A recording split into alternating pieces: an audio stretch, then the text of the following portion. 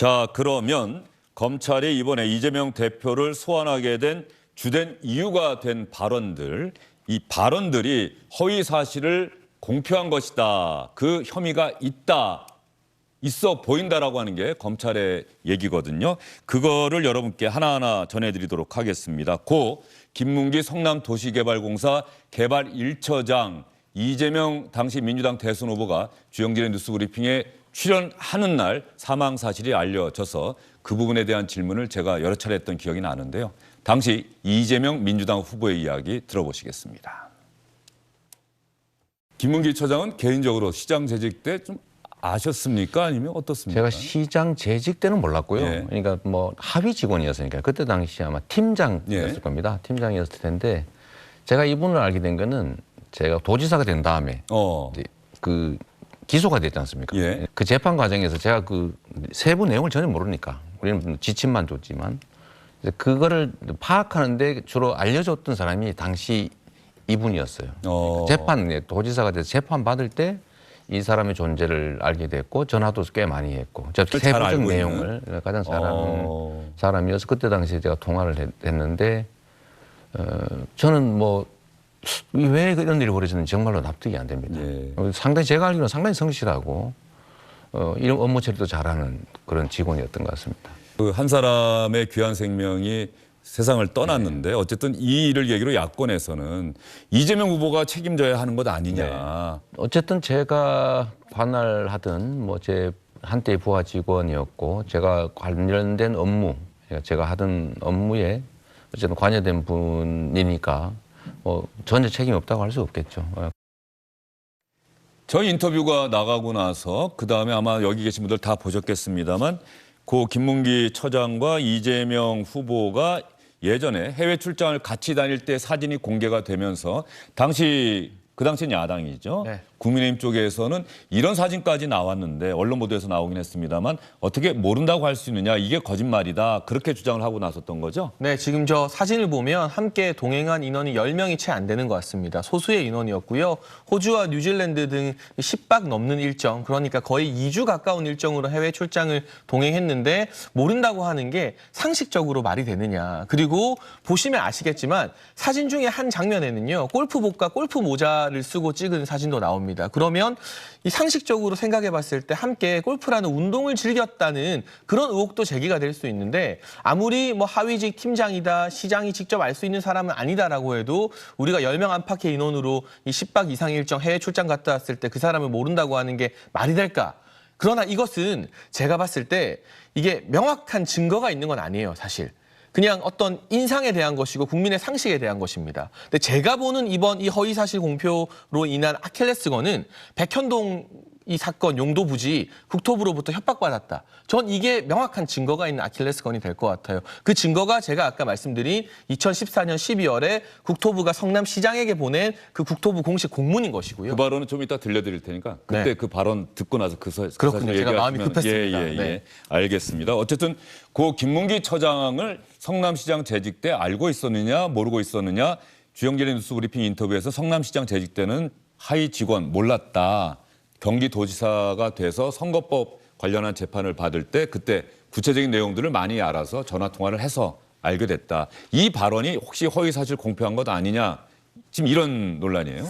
그러니까 뭐 이게 사실은 뭐 본인만 아시는 거라고 저는 사실 생각을 하는데, 이게 어찌됐든 여기 나와서 방금 보신 영상에 따르면 그 하위 직원일 때는 사실 잘 몰랐고 이제 여러 일 때문에 통화를 하면서 좀 여러 차례 통화를 하면서 알게 됐다, 이런 이야기를 하신 건데, 일단 뭐 한 생명이 떠났기 때문에 사실 이런 방송에서 이야기를 하는 것조차 좀 민감한 사안이라고 저는 생각을 하고요. 다만 이것이 정말 소환 조사를 할 만큼의 중대한 허위사실 유포였나, 저는 이 부분에 대한 의문은 솔직히 있습니다.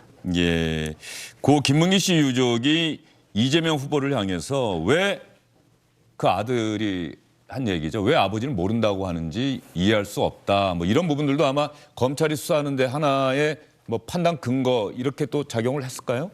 근데 검찰이 이제 저 사실의 객관적 사실관계 여부를 판단을 해야 되기 때문에 네. 뭐 여러 가지 자료를 조사했겠죠. 이미 언론에 공개된 뭐 저런 사진들도 참고 자료였을 거고요.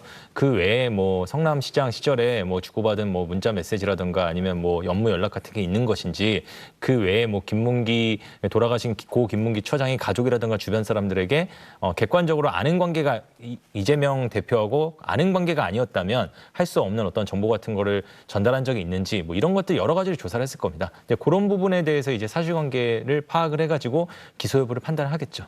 예, 제가 또 관련 기사를 찾아보니까 2월 23일 대선 직전에 그 고 김문기 처장의 아들이 국민의힘 중앙당사에서 기자회견을 열고 윗선이 누군지는 알지 못하지만 단 한 가지 이재명 후보는 왜 아버지를 모른다고 하는지 궁금하다 이렇게 기자회견에서 주장했던 그 기사가 나오고 있고요.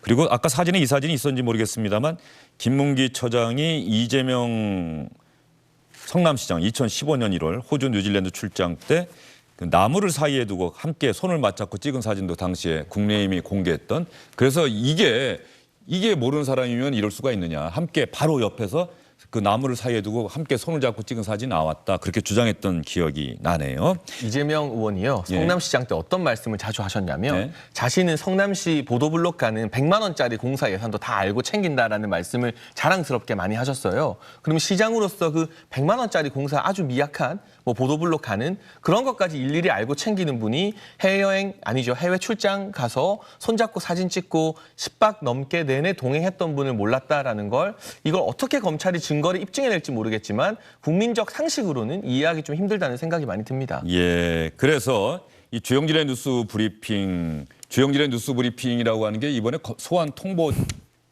때 그런 게 적시가 돼 있습니까? 예, 출석 요구서에 뭐 2021년이죠. 예. 2021년 12월 22일 주영진의 뉴스 브리핑 등에서 네. 한 발언과 관련해서 선거법 위반 혐의로 조사를 해야 되니까 출석해 주십시오. 이런 취지로 적혀 있죠. 국정감사장이라고는 명기를 안 하고요. 국정감사장에서 한 건 이제 백현동이라든가 예, 예. 이런 다른 의혹에 대해서는 국정감사장도 명기가 돼 있고요. 예. 다만 이제 그 시사 프로그램 중에서 유일하게 주영진의 뉴스 브리핑이 그 출석 요구서에 명기가 돼 있습니다. 예.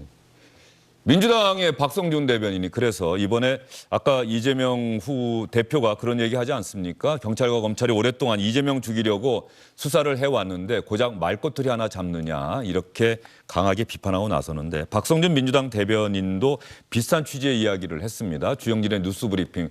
사실 주영진의 뉴스브리핑이라고 하는 이 프로그램 이름이 지금 소환 통보장 출석 요구서에도 나오고 민주당 대변인의 논평에도 나오는 이유는 당시 고 김문기 처장이 갑자기 숨졌다는 사실이 공개가 되던 날, 확인이 된 날, 세상에 알려진 날 이재명 후보가 우리 프로그램에 나왔기 때문이고요. 그 관련한 질문을 했고 이재명 후보가 거기에 대한 답변을 했기 때문에 그 답변이 현재 검찰 수사의 하나의 근거가 된 겁니다.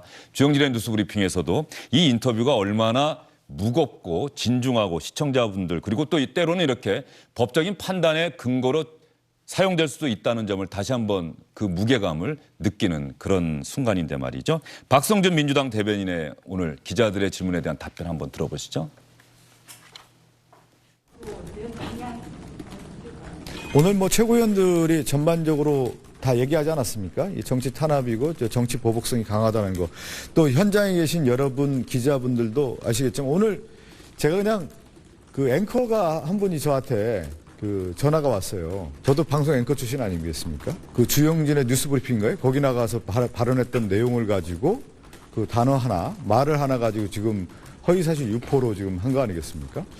그런 것이 지금 한국 민주주의 정치사, 언론사에서 선거법 위반으로 했는지 한번 여러분 찾아보시기 바라겠습니다. 이것은 전형적으로 정치 보복성이 매우 강하다 이렇게 우리가 보고 있는 것입니다. 예. 지금 앞으로 여러분 알겠지만 이 일정 자체가 검찰의 무리한 수사 진행으로 비춰지지 않습니까? 그 부분에 대한 것들을 최고위원들이 충분히 오늘 얘기를 했고요. 거기에 따라서 앞으로 논의가 더 진행될 것으로 봅니다. 이재명 당시 후보는 저의 질문에 대해서 답변을 한 것이고 이것이 주영진의 뉴스브리핑 프로그램 공중파를 통해서 시청자들에게 전달이 됐고 또 많은 언론들에 의해서 기사로 또 보도가 됐고 말이죠. 바로 이런 부분들 박성민 청년비서관도 이 자리에 나와서 한 이야기가 얼마나 무거운 무게를 갖고 있는지를 다시 한번 느낄 것 같아요. 그러니까 뭐 정치인의 말이라는 게 특히 요즘 같은 세상에는 더 무거운 무게를 지닌다고 생각을 합니다. 그래서 말씀해 주셨지만 인터뷰의 의미 그 이상을 넘어서서 결국에 정치인의 말이라는 게 신뢰의 언어가 될 수 있느냐. 그리고 어떻게 보면 일관된 태도, 이런 원칙을 지키는 모습, 이런 것들이 저는 정치인들한테 되게 중요하다고 생각을 하거든요.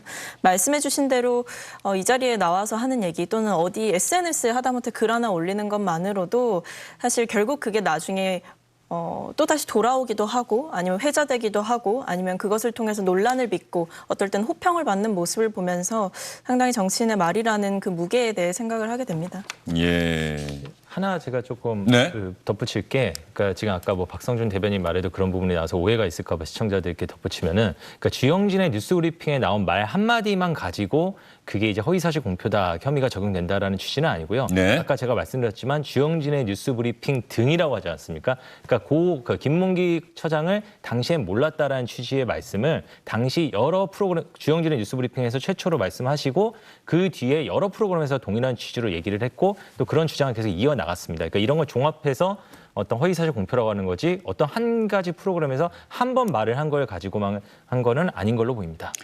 예, 당시에 제가 이재명 후보에게 가장 먼저 다른 이제 이야기를 좀 물어보다가 김문기 처장이 어젯밤에 극단적인 선택을 했다는 안타까운 소식이 들려왔습니다.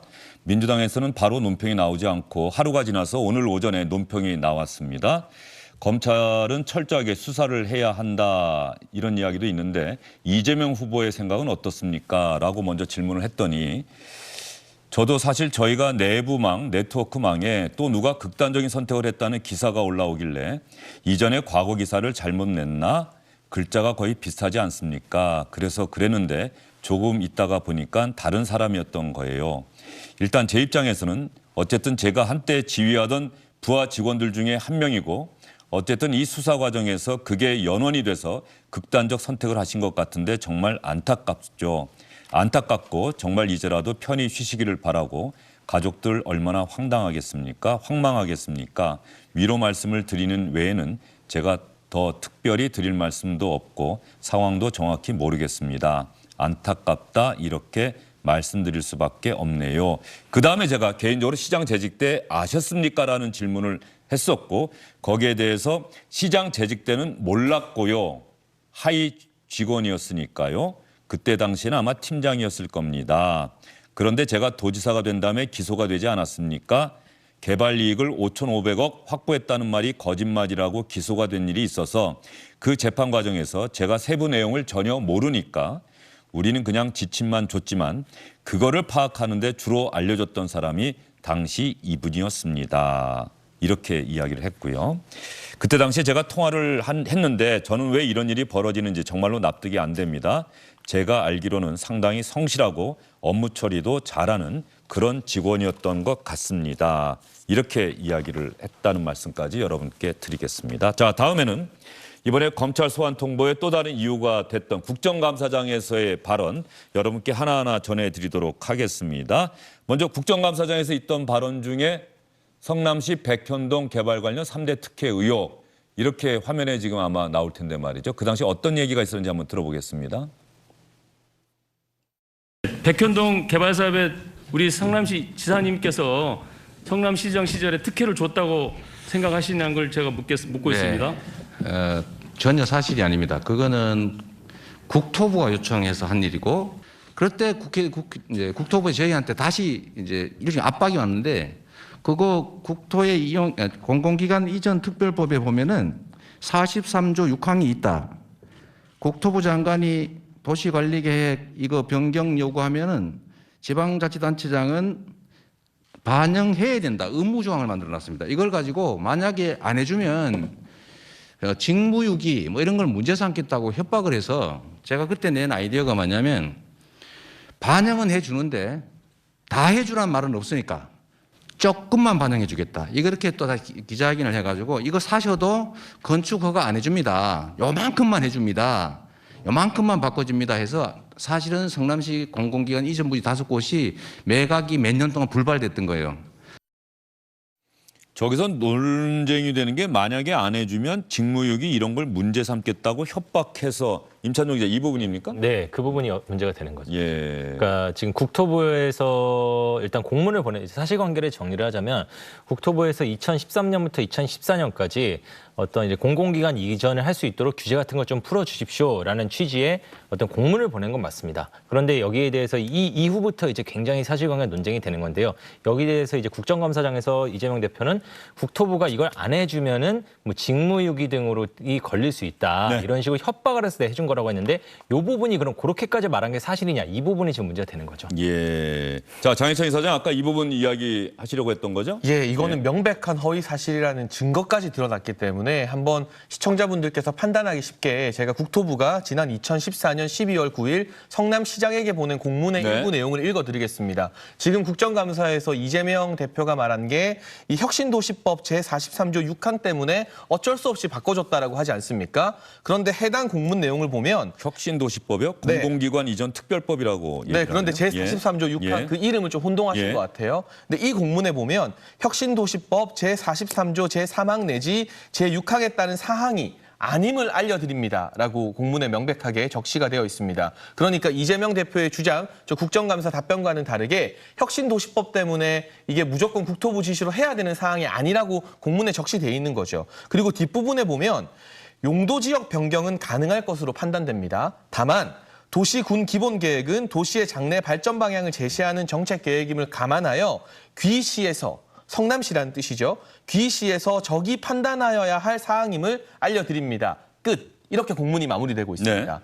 네. 이 2014년 12월 9일 국토부가 성남시장에게 보낸 공문을 보면 이재명 대표가 지금 국정감사장에서 말했던 내용이 전부 다 허위라는 게 드러난 셈인데요. 법에 의거해서 강제로 해야 되는 게 아니라는 걸 국토부가 아주 친절하게 알려줬고요. 용도 변경이 가능하긴 하지만 그것에 대한 최종 판단은 귀시인 성남시에게 있다는 것까지도 적시가 되어 있기 때문에 저는 이 부분이 이번 허위사실 공표 의혹에서 이재명 대표가 빠져나가기 힘든 아킬레스건이 될 거라고 생각합니다. 네. 근데 저는 조금 생각이 다른 게 사실 이게 지금 그러니까 국회에서 국토위에서 경기도 국정감사를 할 때 네. 나와서 이제 이런 발언을 하셨고 그것이 지금 문제가 되는 것인데 사실 저는 이 정치적인 현장에서의 발언이었기 때문에 이것을 협박이라는 그 용어 법적으로 따져서 그 용어를 적용시킬 수 있느냐라고 보면은 그것이 사법적으로 걸리겠죠.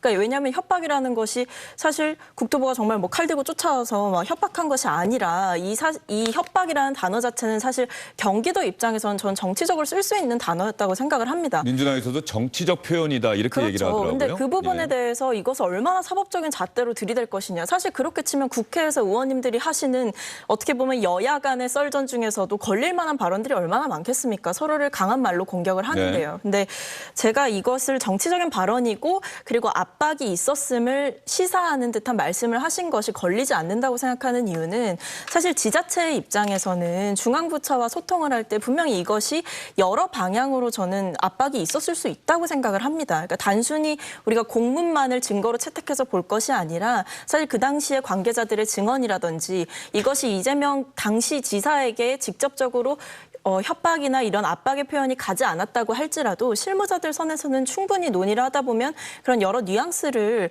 포착하거나 느끼거나 그것이 또 보고가 되는 상황들이 분명히 있을 수 있다. 그런 생각은 분명히 해볼 수 있고 저는 지금 이것이 국감장에서 한 발언에 대해서 사법적으로 이것을 일일이 판단하는 것은 좀 무리가 있다라는 생각을 합니다. 예, 알겠습니다. 자, 국정감사장에서 이번에는 초과이익 환수와 관련해서 이재명 후보가 말을 바꿨다. 그러면 그 말 중에 하나가 허위 사실을 공표한 것 아니냐 이런 의혹이 제기될 수 있는 부분인데요. 당시 국정감사 때도 야당이었던 국민의힘이 상당히 문제 삼았던 대목이기도 합니다. 잘 들어봐 주시죠.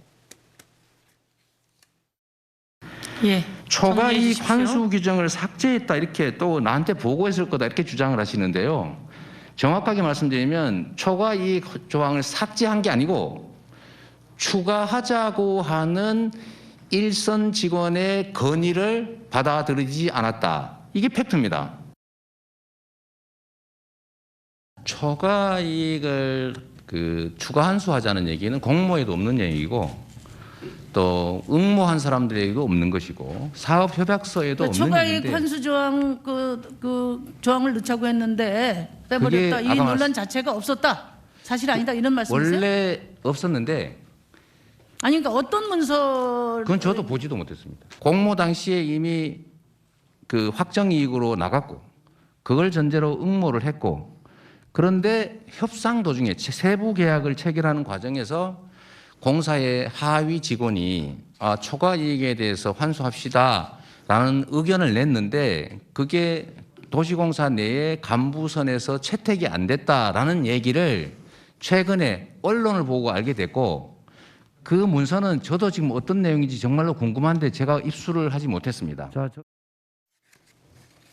이틀 전에는 초과이익 조항을 삭제한 게 아니고 추가하자고 하는 일선 직원의 건의를 받아들이지 않았다. 이렇게 이야기를 했는데 이틀 뒤에는 심상정 정의당 의원의 이야기의 질문에 대해서 당시 초과이익 환수합시다라는 의견을 냈는데 도시공사 내 간부선에서 채택이 안 됐다는 얘기를 최근에 언론을 보고 알게 됐다. 이틀 전에 한 이야기는 성남시장이 건의를 받아들이지 않았다는 뉘앙스로 받아들여지는 건데 이틀 뒤의 이야기는 그 밑에 간부선에서 채택이 안 됐다. 그래서 당시에 말을 바꿨다는 논란이 상당히 있었거든요. 예, 그러니까 이 부분은 사실은 저 두 가지 말만 놓고 보고 지금 고발장이 접수가 돼가지고 지금 검찰이 수사를 하고 있는 건데 네. 조금 이제 모호한 부분이 있는 것 같습니다. 왜냐하면 이틀 처음에 말씀하셨을 때 건의를 받아들이지 않았다라는 게 내가 받아들이지 않은 것인지 아니면 내 밑에 있는 직원이 받아들이지 않았는데 그 이틀 뒤에 말한 것처럼 그 사실을 나는 나중에 알게 됐다. 이렇게 말한 것이가 모호하기 때문에 네. 조금 그 부분은 좀 해석의 여지가 있는 것 같고요.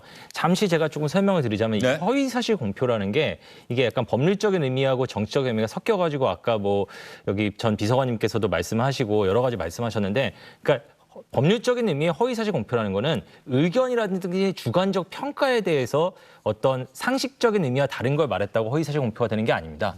객관적 사실관계에 대해서 허위사실 말해야 되거든요. 그런 의미에서 지금 방금도 말씀하셨죠. 쉽게 말하면 거짓말했다. 예. 거짓말인데 뭐 얘가 이렇게 했죠. 예컨대 제가 예를 들어서 누가 봐도 그렇게 잘생기지 않았는데 저는 제가 잘생겼다고 생각합니다. 말하면 그건 허위사실 공표가 아니다. 이거는 허위사실 공표가 예. 아닙니다. 이거는 누가 봐도 그건 아닌 것 같지만 주관적인 약간 그 얘기니까요. 예. 하지만 제가 여기서 제가 오늘 뭐 이거를 여기서 무슨 말을 했는데 그 말 안 했다고 하면 이제 허위사실 공표가 되겠죠. 그렇죠. 자, 예. 근데 그래서 아까 말씀하신 협박이라는 단어에서 말하자면 이제 민주당 쪽에서 지금 얘기하는 건 협박이라는 건 받아들이는 사람에 따라서 굉장히 광의의 의미를 해석할 수 있기 때문에 이거를 객관적 허위사실 공표로 말하기가 어렵다라는 게 민주당의 주장인데 그 부분은 사실 다퉈볼 부분이 있을 것 같습니다. 근데 제가 보기에는 저 법률가들이나 이쪽에 더 문제를 삼는 건 그 협박 단어 바로 앞에 뭐가 나왔냐면 국토부에서 안 해주면 직무유기 이런 걸 문제 삼겠다고 협박해서라고 발언을 그 했거든요. 협박의 내용이 담겨 있다 네. 이거죠. 근데 직무유기라는 거는 객관적인 어떤 법 조항이고 또 이재명 대표는 법률가 출신 아닙니까?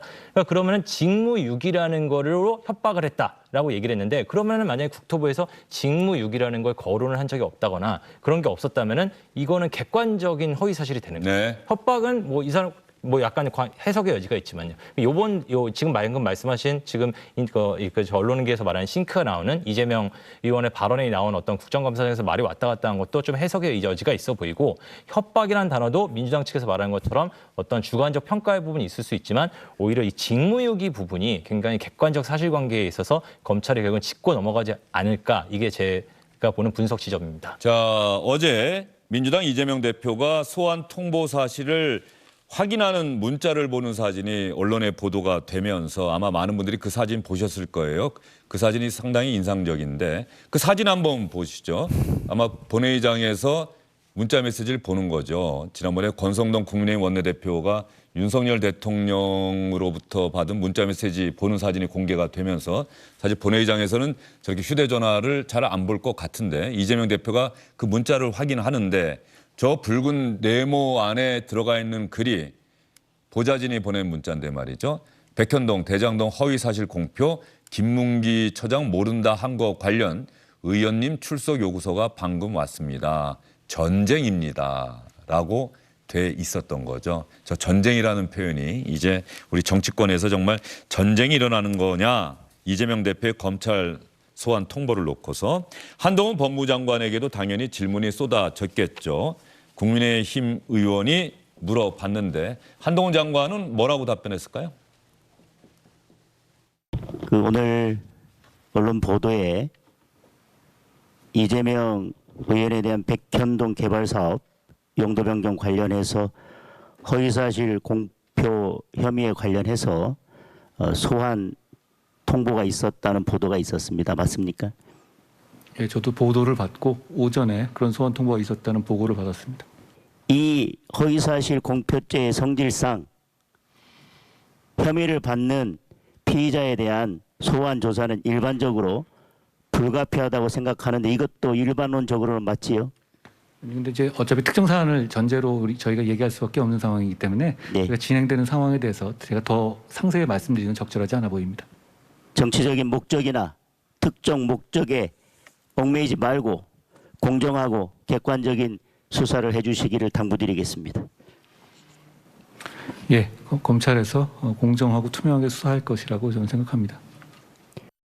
한동훈 법무부 장관 저도 보도를 받고 오전에 그런 소환 통보가 있었다는 보고를 받았다. 답변은 뭐 제가 더 상세히 말씀드린 건 적절치 않다. 검찰에서 공정하고 투명하게 수사할 것이라고 생각한다. 원론적인 발언을 했어요. 임찬종 기자에게 이제 이런 법적인 문제와 관련된 질문을 좀 하고 임찬종 기자는 보내드려야 될 것 같은데 말이죠. 자, 검찰이 아까 임찬종 기자가 판단이라고 하는 표현에 대해서 이의를 제기한 거는 이재명 대표를 소환 통보했다. 뭐 소환에 응할지 안 할지는 모르겠습니다만 어쨌든 9월 9일 안에는 결론을 내려야 하는데 지금 현 시점에서는 재판에 넘긴다 안 넘긴다 예단할 수 없는 상황이다. 이렇게 봐야 됩니까? 예, 뭐 재판에 넘긴다 안 넘긴다도 예단하기 쉽지 않고 뭐 두 번째로는 세 가지 혐의로 지금 조사를 하지 않습니까? 네. 뭐 세 가지 중에 일부에 대해서 기소를 하고 일부는 불기소할 수도 있는 것이고요. 그거는 예단하기 어렵고 다만 이제 야당의 대표를 출석 요구까지 했다는 거는 이게 그냥 출석 조사나 서면 조사도 없이 그냥 그 자체로 뭐 불기소 처분할 정도로 뭐 그런 간단하거나 전혀 문제가 안 되는 사안은 아니다라는 정도의 어떤 문제의식은 있는 것 같고요, 검찰에게. 그렇다 하더라도 그쪽에 어떤 이재명 대표 쪽의 의견을 들어보고 판단을 해야 할 것 같다라는 지금 여기까지가 객관적인 사실로 봐야겠죠. 네. 자, 그거는 우리가 지금 시점에서는 신중하게 봐야 한다. 그런 말씀이고요. 또 하나, 선거법 위반 혐의로 재판에 넘겨진다. 네. 그리고 만에 하나 유죄, 특히 선거법 같은 경우는 벌금 100만 원 이상이 의원직 상실에 기준되지 않습니까? 네, 맞습니다. 그런데 지금 이거는 국회의원 선거 때가 아니라 대통령 선거 때예요. 이전이죠. 예. 예, 대통령 선거 때에 나왔던 발언인데 이걸로 만약에 이재명 대표가 벌금 100만 원 이상의 유죄를 확정받는다면 그 이후에 치러진 국회의원 선거에서 국회의원이 됐는데 이 의원직은 어떻게 되는 겁니까? 저도 사실 이거를 이 방송에 들어오기 직전에 그래가지고 그 부분이 궁금해서 저기 선거법에 대해서 굉장히 정통한 어떤 법률가에게 자문을 구해봤는데 이게 의외로 이런 경우가 그렇게 많지가 않아가지고 그 검사나 판사들도 모르는 경우가 꽤 있다고 하더라고요. 그분한테 여쭤보니까 그분의 말씀이 일단은 100만 원 이상이 나오면 피선거권이 제한되지 않습니까? 피선거권. 예, 그렇죠. 근데 국회법에 피선거권이 제한이 되면은 의원직을 상실한다는 건 또 국회법에 조항이 있답니다. 공직선거법에는 이게 피선거권 상실 조항이 있고요. 그래서 이 두 가지를 합쳐서 해석을 하면은 결국에는 대선에서 그러니까 그 보궐선거 이전에 치러진 대선에서 문제가 된 선거법 사건으로 벌금 100만 원 이상이 나중에 향후에 선고가 돼가지고 피선거권을 상실하게 된다면은 의원직도 상실하게 되는 것이다라는 게 그분이 저한테 알려주신 말씀입니다. 예, 전문가가 한 이야기라고 하니까 그게 맞을 가능성이 상당히 커 보이는데 어쨌든 다시 한번 또 확인을 해서 과연 이게 국회의원직에까지 영향을 주는 건지 그 부분 좀 더 확인을 해보고요. 제가 한 가지만 첨언해드리고 싶습니다. 간단하게 말씀해 주세요. 네, 이게 공직선거법이라서 6개월 공소시효가 예. 있잖아요. 그러면 1심 판결 같은 경우도 보통 6개월 이전에 네. 내리게 돼 있습니다. 그럼 대법원 판결까지 1년 6개월이 걸리기 때문에 내년 총선 이전에 이재명 대표의 후년 총선. 이 사건, 예, 예. 후년 총선 이전에 결론이 나서 이 사건 결론이 총선에서 아주 중요한 역할을 끼치는 시기적으로 작용하게 된다는 점도 알려드리고 싶습니다. 알겠습니다. 꼭 그러지는 않을 수 있습니다. 이번에 울산시장 그 사건을 보면은 실제로 아직도 1심 결론이 안 나고 있죠. 예. 임기가 끝났는데도 불구하고. 일반적으로는 보통 6개월. 그러니까 일반적으로거나 그렇게 된 게 바람직하긴 한데 특히 최근에는 안 그런 경우도 왕왕 있어서 바람직하지 알겠습니다. 못한 모습입니다. 예. 네. 자, 또 하나. 아까 화면에 보여드렸는데 말이죠. 이재명 대표와 관련한 수사를 경찰과 검찰, 이재명 대표가 그래서 이야기를 하는 거 아니에요? 오랫동안 이재명을 죽이려고 경찰과 검찰을 총동원해서 수사를 해왔는데 화면 한번 보여주세요. 그런데 저 수사들은 도대체 어떻게 되고 있는 건지 정권이 바뀐 지도 벌써 5월에 출범했으니까 말이죠. 넉 달이 다 돼가고 왜 저 사건과 관련해서 뭐 압수수색한다는 얘기는 간헐적으로 들려오고 있긴 한데 왜 결론이 이렇게 안 나고 있는 거죠? 수사가 어려운 겁니까? 뭐 일단은 최근에는 이제 여러 가지 어떤 수사 중인 기소 이전의 사건에 대해서 공보를 예전만큼 활발히 않기 때문에 뭐 언론이라든가 외부에서 모르는 것도 있고요. 그리고 또 사실은 기소도 또 되거나 추가 수사 결과가 나오는 것도 있습니다. 근데 결국에는 이게 어떤 정치적인 시각 또는 언론의 시각에서는 이게 결국에는 이재명 대표에게 초점이 모여 있기 때문에 이재명 대표의 연루 여부가 그러니까 어떤 공소장을 통해서 드러난 부분은 없기 때문에 공소장에서 한마디로 이재명 의원이 기소된 게 없다는 거죠. 이재명 대표가. 그렇기 때문에 이게 뭐 아직까지 계속 되는 건데 앞으로 이 사건이 어떻게 될지 얼마나 갈지는 사실 예단하기는 어렵습니다. 예. 특히 쌍방울 전환 사채 사건이라던가 뭐 변호사비 대납 의혹 사건은 예. 지금 핵심 당사자들이 다 해외에 있지 않습니까? 해외 도피 중이라고 또 표현되기도 하는데 그런 상황에서는 수사가 더 더딜 수밖에 없겠죠. 예. 자, 이재명 민주당 대표의 소환 통보, 민주당이 상당히 강하게 반발하고 있는 상황인데요. 윤석열 대통령 오늘 아침 출근을 할 때 기자들이 출근길 질문과 대답 자리에서 이 질문을 했는데 윤석열 대통령은 또 어떤 답변을 했을까요? 당 대표가 검찰의 소환 통지를 받았는데 지금은 어떻게 보시는지 궁금합니다.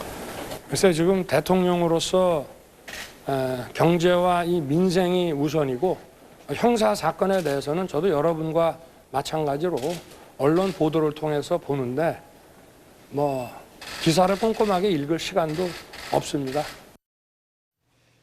언론 보도를 통해서 읽는데 기사를 꼼꼼하게 읽은 시간도 없다. 이렇게 윤석열 대통령은 이야기하네요. 아마 하루 전인가 이틀 전에 또 이재명 대표와 전화 통화도 하지 않았습니까? 축하도 했고. 네, 3분 정도 통화가 예. 있었고요. 지금 대통령실의 컨셉이랄까요? 예. 기조는 여의도와의 거리두기인 것 같습니다. 이게 여의도와의 거리두기. 예, 이게 민주당 대표 이재명 의원과 관련된 이슈뿐만이 아니라 국민의힘도 여러 가지 어려운 상황에 처해 있지 않습니까? 그런데 대통령실이 직접 나서서 여의도 정치에 개입하는 것이 아니라 여의도 정치 이슈와 민생 이슈를 좀 구분해서 윤석열 대통령과 대통령실은 민생 이슈에 대한 메시지만 내겠다는 것이 최근 정해진 기조 같고요. 여러 가지 인적 쇄신이나 대통령실 인사교체 관련된 보도도 많이 나오고 있는데 그 인적 쇄신의 핵심도 여의도 정치인 출신들에 대한 좀 냉정한 평가에 컨셉이 맞춰져 있는 것 같거든요. 여의도와의 거리두기 기조는 당분간 계속될 것으로 보여집니다. 예, 박서민 전 청년비서관의 생각은 어떠세요? 윤석열 대통령의 저 발언. 저는 사실 뭐 누가 봐도 좀 이해하기 힘든 발언이다라는 네. 생각을 하는데 저 정도 사안이면 당연히 뭐 보고가 되고 어쨌든 검찰 출신 대통령이시기 때문에 검찰에서 뭐 이런저런 이야기가 안 들어가겠습니까? 사실 그건 뭐 굳이 본인이 시인하지 않더라도 모두가 추측할 수 있는 대목이라고 생각을 하고요. 근데 다만 장예찬 이사장님께서는 이제 윤 대통령이 여의도와 거리두기를 한다라고 하셨는데 그렇게 보이지는 않습니다. 왜냐하면 최근에 이제 국민의힘 의원총회를 앞두고 초재선 의원들에게 전화를 돌렸다라는 언론 보도도 있었고 실제로 그 전화를 받은 초재선 의원들에 의해서 여러 중진들이 냈던 뭐 예를 들면 권성동 원내대표 사퇴의 건 이런 부분들에 대해서도 기조가 확 바뀌었다는 거 아닙니까? 이거는 뭐 단순히 제가 그냥 이렇게 의혹 제기식으로 주장하는 것이 아니라 실제로 인터뷰를 통해서 국민의힘 소속 의원님들이 나와서 하는 말씀을 보면 오전 오후 분위기가 달랐다 이런 이야기를 하시거든요. 그러니까 이거는 내부에서 이미 저는 당무에 어떻게 보면 윤석열 대통령이 더욱 가까이 접근했던 상황이고 그렇기 때문에 저는 지금의 혼란이 계속해서 가중되고 있고 이 혼란이 끝나지 않는 이유에는 그 원인은 결국 전 윤심이 있다라는 생각을 합니다. 예, 한동훈 법무부 장관이 소환 통보했다는 보고를 받았다라고 국회에서 답변을 했어요. 법무부 장관이 이 보고를 받았다고 한다면 대통령에게 보고를 했을까요? 안 했을까요? 보고를 했을 가능성이 높죠. 그렇죠? 예. 예, 알겠습니다. 그러니까 뭐 그거는 또 정상적인 보고입니다. 법무부 일단 기본적으로 검찰에서 법무부의 보고 사무 규칙에 의해서 보고를 하게 돼 있고 법무부에서부터는 사실 청와대에 보고하는 게 너무 일상적인 일인 거죠. 예. 여의도와의 거리두기 말씀하셨는데 또 어떤 측면에서 특히 민주당에서는 그렇게 얘기하겠죠. 이거는 윤석열 대통령이 직접 뭐 지휘하는 것 아니냐 이재명 대표 그렇게 주장을 할 텐데 그런 측면에서 보면 또 서초동과의 거리두기도 필요한 것 아닌가 하는 생각이 드는데 어떻게 보십니까? 그래서 한동훈 법무부 장관이 지속되게 강조하는 예. 것이 법무부 장관은 일선 수사에 대해서 일체 개입하거나 지휘하지 않는다. 수사지휘권 발동 안 한다. 네, 예. 아예 발동하지 않겠다고 장관 청문회 과정부터 천명했기 때문에 검찰 출신이라고 해서 검사들의 일선 수사에 일일이 다 개입하고 지휘할 것이라는 것은 좀 섣부른 예단인 것 같고 만에 하나 그런 사실들이 공개된다면 엄청난 정치적 리스크로 돌아오지 않겠습니까? 오히려 더 건조하게 검찰 출신이기 때문에 더 조심스럽게 이 수사가 진행되는 것을 바라볼 수도 있겠다는 생각을 합니다. 알겠습니다. 예, 뭐 보태신 말씀 좀 짧게 하시죠. 조심스럽다라는 표현보다는 저는 그냥 검경의 칼끝이 윤석열 대통령과 김건희 여사에 대해서는 그리고 그 측근들에 대해서는 너무 무디고 지금 야당과 어떻게 보면 윤석열 대통령에게 밉보인 사람들에 대해서는 너무 날카로운 것 아닌가. 그것이 결국에 편파적이고 정파적인 수사라는 오명을 결국엔 검찰과 경찰에게 책임을 물을 수 있겠지만 그 이전에 어떻게 보면 저는 윤석열 대통령의 처신이라든지 한동훈 법무부 장관의 업무 수행에 있어서 보다 객관적이고 중립적인 태도가 중요할 것이라 보입니다. 예, 전 방금 두 젊은 정치인 두 분의 이야기를 들으면서 불과 얼마 전 문재인 정부 시절에 같은 비슷한 사안에 있어서 서로가 정반대 이야기를 하지 않았을까 하는 생각이 또 들어서 정권이 바뀌었구나라는 생각을 다시 한번 했는데 말이죠. 어쨌든 긴 시간 임찬정 기자 오늘 설명 잘 들었습니다. 아마 시청자분들 이해하시는데 큰 도움이 됐을 거라고 생각이 들고요. 이재명 대표를 소환 통보한 것이지 아직까지 기소한다, 기소하지 않는다 결론이 난 것은 아니다. 그러나 9월 9일 자정까지는 결론을 내려야 한다. 그래서 9월 6일에 소환 통보를 한 것이다. 이재명 대표가 6일에 검찰에 나갈지 안 나갈지도 현재로서는 확실하게 알 수 있는 방법은 없다. 여기까지 말씀을 드리도록 하겠습니다. 임찬정 기자는 보내드리고요. 잠시 후에는 국민의힘 이준석 전 대표와 관련한 이야기 상임정국위원회가 또 열렸습니다. 새로운 비상대책위원회를 구성하기 위한 첫 발걸음을 뗐다. 의결이 이루어졌다. 이런 소식이 들어와 있는데요. 잠시 후에 다시 돌아와서 여러분께 전해드리도록 하겠습니다. 안녕하십니까, 주영진입니다. 더 많은 뉴스와 라이브 이벤트를 보고 싶으시다면 화면 오른쪽을 눌러서 구독해 주시기 바랍니다. 저희 SBS 앱을 다운로드 받으시면 뉴스 속보 알림도 받아보실 수 있습니다. 텔레비전으로도 SBS 뉴스, 유튜브로도 SBS 뉴스 잊지 마시기 바랍니다.